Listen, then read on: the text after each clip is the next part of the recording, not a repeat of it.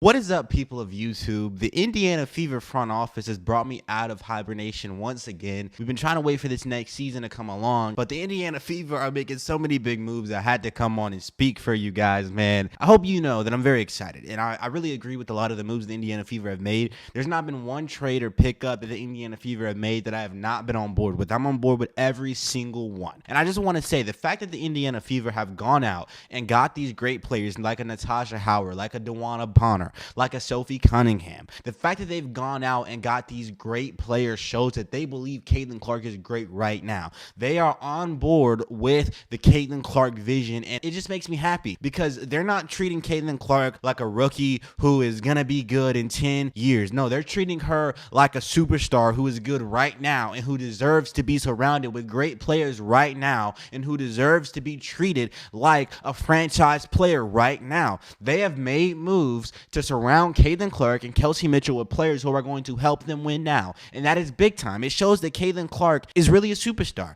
Like, I know on this channel I keep saying Caitlin Clark is the top 3 player in the WNBA. You know, she was top 3 in the MVP race last year. It's her, Napheesa Collier, and A'ja Wilson. I really believe that, and the reason I believe that is because Caitlin Clark performs time after time after time, and she consistently has gotten better. And think about what she's going to be when this next season starts after a whole half a year of training.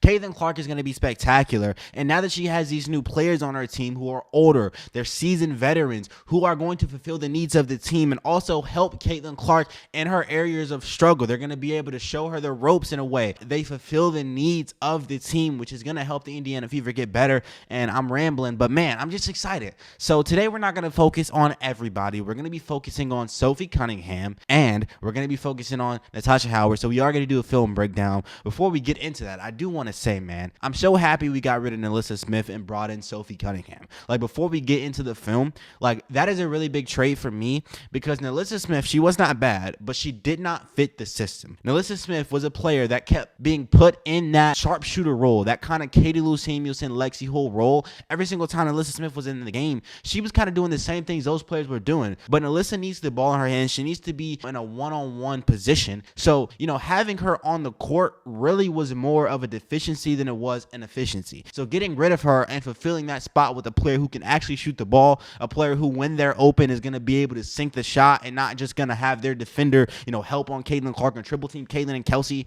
Like, when you have a player that's actually going to fill the role correctly instead of Natasha Smith, this team's going to look entirely different. So just getting Sophie Cunningham, I think, was enough to make the Indiana Fever 10 times better. And also, you know, getting rid of Natasha Smith, she's very, you know, she brings a lot of drama with her. Let's just say that, and we'll leave it at that. But we're glad all that is gone. And then you also bring in Natasha Howard, right? I'm really excited about that because Natasha Howard is a player who's really just fitting the culture. What do I always say on this channel? When Coach Carter pulls up with the glasses on, we're always talking about pushing the pace in transition. That is what the Indiana Fever culture has been established as. You bring in a player who can do that effectively. You bring in a player who's a power forward but is well built, really quick, got a quick first step. We're going to get into all that in this video. I'm very excited about what the Indiana Fever have done. So what we're going to do now is break down some film from Sophie Cunningham and Natasha Howard and see how these players will fit into the Indiana Fever offense. I think breaking down film is the best way to show you guys what I mean. So we're going to get into all that right now. We're going to start with Natasha Howard. Now check out this first play. You got Natasha Howard down on that low post. She gets that offensive rebound and put back, and look at her being slithery down in that paint. She's not very big. One thing you'll notice is that she's only 165 pounds. She's 6'2", 165. So for a power forward, she's not that tall. I think Caitlin Clark is about 6 feet herself. So this is a power forward that's only 2 inches taller than the point guard of the team. But Natasha Howard is very quick, which I think is a great pairing to a player like Aaliyah Boston. Aaliyah Boston is very slow and sluggish, and it's because she's so tall, not because I'm saying she's lazy. And so when you add a player who's shorter and quicker and able to do the things that Natasha Howard does, I think it's going to make for a really great dynamic front court. So I really like the fact that she's a great offensive rebounder, and this game is the last game they played against the Indiana Fever where Natasha Howard had 25 points and 10 rebounds, if I'm remembering correctly. That is a crazy stat line from Natasha Howard, but she can do that pretty easily. And a lot of those rebounds were offensive rebounds. Like, at least over 5 of those rebounds were offensive rebounds. It might have been even more.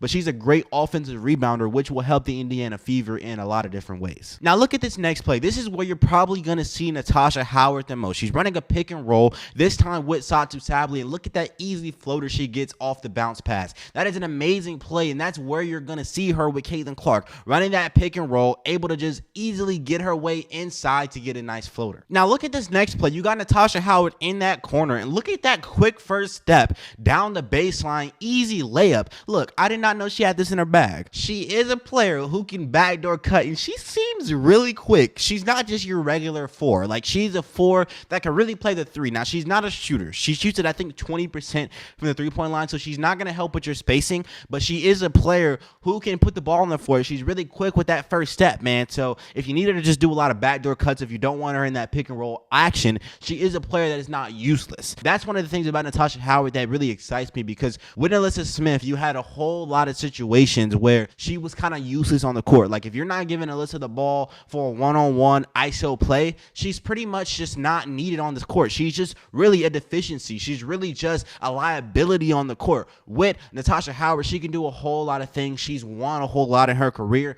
So Natasha knows what to do when she doesn't have the ball in her hands, or when she's not running a pick and roll. She's going to make herself useful. And with the new coach, that's going to help a lot, because you can't blame it all on Alyssa. Like, Chrissy Sides just didn't know how to utilize Alyssa. But that's besides the point. Let's get on to the next play. Now look at this next play. You once again got Natasha Howard down on that low block. She gets the offensive rebound, and that's an easy putback shot. And look, she's very flexible down there. I really like this aspect of her game, the offensive rebounding, because it's going to help the Indiana Fever get a lot of extra attempts, because she doesn't always have to go up with it. Even though in these plays she's going back up with it, she could get it and then kick it out. And then you got a Sophie Cunningham, a Lexi Hull, a Kelsey Mitchell. You have a Jayla Brown if she gets minutes and she's on the team. Like, you got so many shooters now who's going to be spacing the arc. So if she's able to get offensive rebounds and kick it out, there's going to be so many open 3-point attempts. So you need to have a player who can get offensive rebounds, and she is the player that can do that. So she's going to fit in with the culture really well. Now, this is the last play all show of Natasha Howard. I want you to observe this amazing pick and roll. This is exactly what you want from a player that's going to be standing by Caitlin Clark. She sets a perfect screen here, waits the perfect amount of time before rolling, and when she rolls, she's able to perfectly seal off Alyssa Smith, catch the ball, easy layup. That's just an amazing pick and roll. That is exactly what you'll see Timmy Fagbinley doing, but she's a little bit shorter and quicker than Timmy Fagbinley, so I think it's even a better fit. I'm loving this, y'all. I'm really excited about this. On the defensive side of things, you got to let me know. I don't know how great of a defender Natasha Howard is. I've heard that she is a good defender, but you guys got to let me know for real, because I don't know. But I think Natasha Howard is going to be a great fit, especially on the offensive side of the basketball. She fits the role of Alyssa Smith perfectly. I'm super excited. And now let's get to Sophie Cunningham, because I might be even more excited about the Indiana Fever picking up Sophie Cunningham. Now, the first thing you need to know about Sophie Cunningham, if you don't know anything about her, is that she's an amazing 3-point shooter, a 38% 3-point shooter over the past 4 years. She is that kind of shooter from behind the arc. And look at this first play. This is exactly what she's doing. Look, she's in that corner. The defense is sagging off of her. She gets the ball. She drills it. She has a really quick release, and she's very, very tall. She's not a short player. Sophie Cunningham is 6'1" as a guard. So as a coach, you have a whole lot of more flexibility when positioning this player. You can put her at the 2, but you can also put her next to Caitlin Clark and Kelsey Mitchell. You can even put her in a lineup with Caitlin Clark, Kelsey Mitchell, and Lexi Hull, because she's an amazing defender, and she is very bulky. Now, I mean, she's not like bulky, but she is not, a very skinny player, a very frail player. You can put her on the post, and she's going to be able to play decent defense because she has some size to her. She's almost kind of like a Katie Lou Samuelson, but not, quite like Katie Lou Samuelson, but she has certain characteristics. So it's going to be very fun seeing her in the lineup, because she's a very 3-point centric player that can play a few positions. And look, she averaged 8 points per game last year. 5.1 of those points came from the 3-point line. That means almost 2/3 of her points came from the 3-point line. She knows what she's on the court to do, and she fulfills the role excellently. So you have a player who is 3-point minded. She shoots at 38% from the 3-point line. I don't think anything can go wrong here. Unless she gets into a crazy shooting slump like Katie Lou Samuelson was in. Look, she should be an amazing fit for the Indiana Fever. It's going to be great for Caitlin Clark. Now look at this next play. You got Sophie in that corner. The defender is kind of sagging off, but she knows Sophie is a great shooter, so she's not really sagging off. She's kind of baiting, but she's there. And look, she has an amazing closeout here, but Sophie Cunningham still drills it. That is an amazing play from Sophie Cunningham, because it just shows you that she's an amazing shooter. You had a hand in her face, but you know what? She's going to drill anyway. That is an amazing shooter who can shoot over the defense because of her height. She's 6'1". She's not 5'9". She's not 5'8". She's 6'1" as a guard, so she can really play that role really well as a shooter. I'm very excited for her being on the team. Now look at this next play. You got Sophie Cunningham running the floor floor. Look, off the rebound, she's getting ahead in transition. That is really great for the culture. Look, if you can shoot the ball, that's great. But can you run the floor? Can you push the pace in transition, as Coach Carter would say? Because you got to be able to do that if you're going to fit in with the Indiana Fever culture. She can do that. So, I mean, if she can run the floor too, it seems like she's the perfect fit. You might as well just put her in the starting lineup. Now, we're going to get to that later because we actually don't know who's going to be in the starting lineup. I've been thinking about what the starting lineup should look like, or what the closing lineup should look like, more importantly. And I don't know, because you have a whole lot of players. You got DeWanna Bonner too. This is, not a video about her, but she's another player that's amazing. She's, spectacular. So that's going to be a whole other conversation. Now, this is the last play I'm going to show in this video, and this is exactly what I think Natasha Howard and Sophie Cunningham are going to look like together. Look, you got an offensive rebound that Natasha Howard would hypothetically be getting, and she's kicking it out to Sophie Cunningham on that wing, who just drills a shot. That is an amazing play. And look, if you're going to have someone getting a whole lot of offensive rebounds between Natasha Howard, even add Aaliyah Boston, you can even add DeWanna Bonner to that list of players who are going to be able to get offensive rebounds. You're going to have great players on the arc between Lexi Hull, Caitlin Clark, Kelsey Mitchell, and now Sophie Cunningham, who can drill the shots. So you have players who fit both roles. You have players who can get the rebounds, do the dirty work, push the pace, and also players who can shoot the ball. I am kind of worried about having both DeWanna Bonner and Natasha Howard on the court at the same time, and we might as well get into that. What is the lineup gonna look like? Now, off rip, you already know that Caitlin Clark and Kelsey Mitchell are gonna be in your backcourt, and I'm assuming you already know that your front court is gonna be Natasha Howard and Aaliyah Boston. I'm assuming that's what they're gonna do. And so really the question is about the 3 spot. Is it gonna be Lexi Hull? Is it gonna be Sophie Cunningham? Is it gonna be DeWanna Bonner? And look, this video wasn't about DeWanna Bonner, but DeWanna Bonner is spectacular. She's great in that mid-range. She's just a great player. So we might make a video on her later, but we have covered her on this channel before. We broken down film of DeWanna Bonner. She's cooked the Indiana Fever a couple times, especially in the playoffs. So we have covered her on this channel before. What do I think the lineup is going to look like? I really don't think it matters that much, because Sophie Cunningham is an amazing defender along with Lexi Hull. So these are both guards who can shoot the ball really well and are also great defenders. Lexi Hull is probably going to play with a little bit more effort, but Sophie Cunningham is not shy of playing with effort, of diving for the deep balls. So I don't really think it matters who you start. It's going to matter, your closing lineup, and it's really going to just depend on experimenting and seeing who's going to fit better. Sophie Cunningham might be better than Lexi Hull in terms of size. They both might be better than DeWanna Bonner, because DeWanna Bonner is not a shooter. She can shoot the ball. I've looked at her shoot the ball, just drill shots. Like, she is capable of, getting in a vein where she can shoot a whole bunch of threes, but she's not a 3-point shooter. So if you're going to have DeWanna Bonner, Aaliyah Boston, and Natasha Howard on the court at the same time, you're kind of lacking shooting.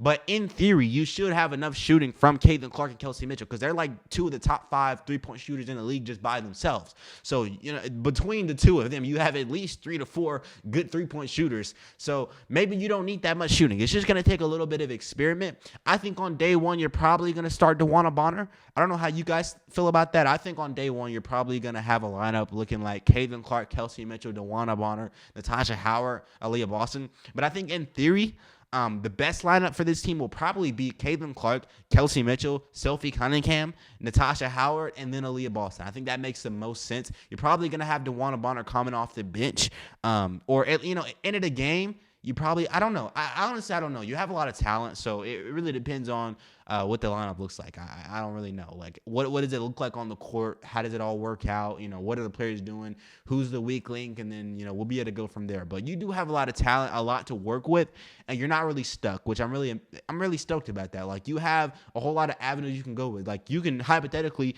put Natasha Howard on the bench. You would never do that, but you could. And then you could start, DeWanna Bonner at the 4, and then you could put Lexi Hull and Sophie Cunningham in the game. Like, you just have so many different avenues. You also got, this new big, Jaylen Brown, who can shoot the ball at an exceptional rate. I don't know if she's going to end up on the team. I don't know if her contract is guaranteed, but she's a great big who can do great things. So you've got a whole lot of talent on this Indiana Fever team and a whole lot of different avenues you can go. You also got a great point guard. And what's her name? Sydney Colson. She's an amazing backup point guard from what I hear. She knows her role well. She knows how to play defense. She knows how to play with some pace and effort. So even though the Indiana Fever are getting older, you're adding better players to the team. You have a lot of different avenues you can go with your lineup. So if you want to hear it from me, I think the Indiana Fever did some really great things over free agency, man. Like, these are some great moves the Indiana Fever have made. And I think you've upped this team from a playoff team to a contender. I think this team, as it stands right now, assuming Caitlin Clark got better and take her game to the next level, but even if she didn't, if you get Caitlin Clark and the Kelsey Mitchell that you had from last year, That's a good team, a good enough team to go all the way. But look, guys, I'm going to end this video off here. I do want to say I apologize. I keep saying this. I apologize for not posting. I said in my last video that I was going to start posting more, and I really was, and I was planning on it, and I was going to do Unrivaled. Do I have to explain why I'm not covering those games?